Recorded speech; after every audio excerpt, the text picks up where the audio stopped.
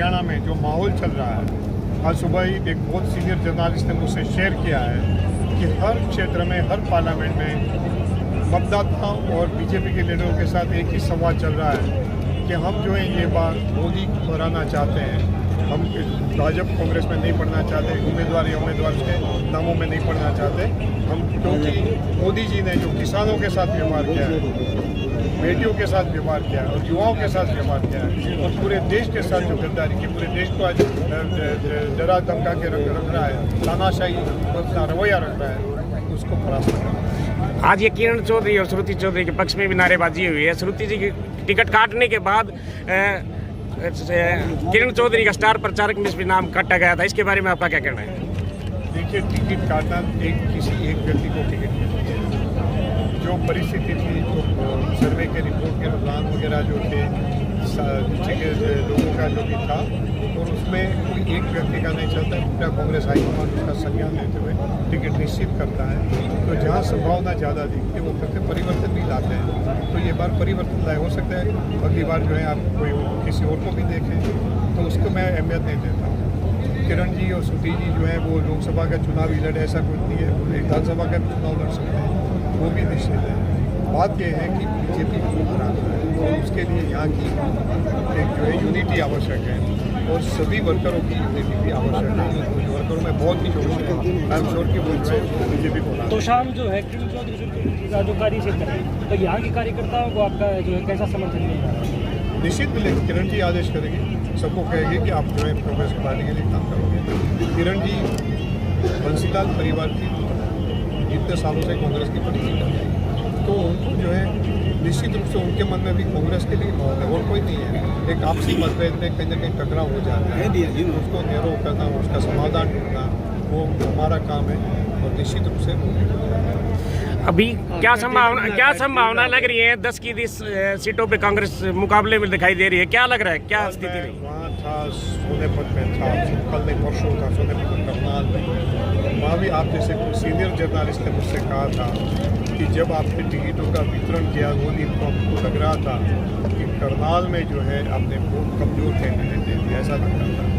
मगर ये लड़का जो प्रकार से उठ रहा है, कल उसका परसों का सट्टा बाजार का कोई आपके यहाँ कोई खोला आता है, बहुत सारा बात आता है, मगर उसको कहा गया कि उसमें वो सट्टा बाजार की जो कोलम आती है उसमें भी ये अमित शाह के बेटे की साझेदारी भागीदारी है, कहा करता है।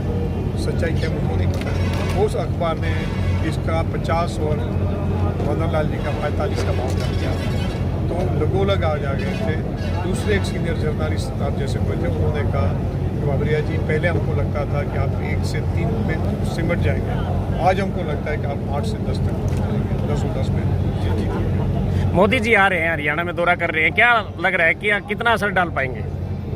उनसे बिगड़ी होंठ से नहीं सुधर सकते। इतना अत्याचार किया है, इतने झूठ बोले हैं। आज मोदी जी का कोई भरोसा नहीं करते हैं और पिछले 10-15 दिन से जो प्रकार का वो भाषा इस्तेमाल करते हैं, उसमें जो प्रकार की असंदिग्धता है, कोई रेलेवेंस नहीं है। आज लोग उनकी बात को कोई गंभीरता से नहीं ले रहे हैं। कांग्रेस के भी कौन से बड़े नेता अभी जल्द चुनाव प्रचार में आने वाले हैं? राहुल जी हैं, प्रियंका जी हैं, खड़गे साहब हैं, वो तो निश्चित रूप से आएंगे। सचिन पायलट जी भी आएंगे, अभिमन्यु जी भी आएंगे और बाकी के भी कई लीडर, आनंद शर्मा जी जैसे हमारी जो स्टार प्रचार की सूची में से ऑलमोस्ट 50% यहाँ आएंगे। अब जिन भी नेताओं के टिकट काटे गए थे लोकसभा, उनको कैसे पार्टी एडजस्ट करेगी? देखिए, टिकट काटना हमको ये नहीं है। आज हो सकता है कल मेरी भी टिकट कट जाए, मैं अहमदाबाद से मांगूँ, उससे कोई ज़्यादा सक्षम है तो उसको भी देंगे। उसका मतलब नहीं कि उसको पार्टी में से, संगठन में से, हर पद से उखाड़ फेंक देते या तो मेरी इम्पोर्टेंस कर। वो चुनाव लड़ने की मेरी क्षमता से किसी और की क्षमता थोड़ी ज़्यादा है तो उसको पसंद कर देता है, मगर पार्टी के लिए मेरी जो क्षमता है, पार्टी के लिए मेरी जो जरूरत है वो खत्म नहीं होती। बड़ा बड़े लीडर का सबका मान सब बना ही रहता है कहीं ना कहीं जगह पे। और आने वाले दिनों में तो जब कांग्रेस सरकार बनाने जा रही है, 283 सीटों में मतदान खत्म हो गया। भारतीय जनता पार्टी 60 सीटों से पिछड़ रही है, ऐसा रुझान है।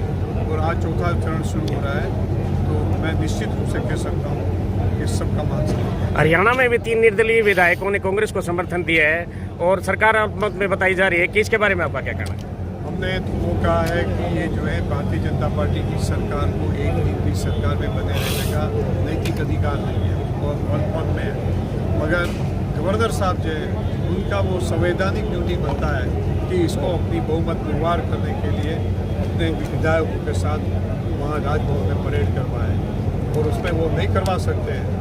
तो संविधान में उसके लिए काफ़ी जो है अनेक प्रकार की जो है बनाई गई है, रोड मैप बनाया गया है, उसको लागू कर दिया। जेजेपी के लोगों का कहना है कि अगर कांग्रेस पहल करे तो हम उनके साथ हैं, इसके बारे में आपका क्या कहना है? हम लोगों ने जेजेपी के साथ संबंध बनाना नहीं बनाना, साथ लेना नहीं बनाया, तो इसके लिए इस बारे में मैं अभी आपको नहीं कर सकता।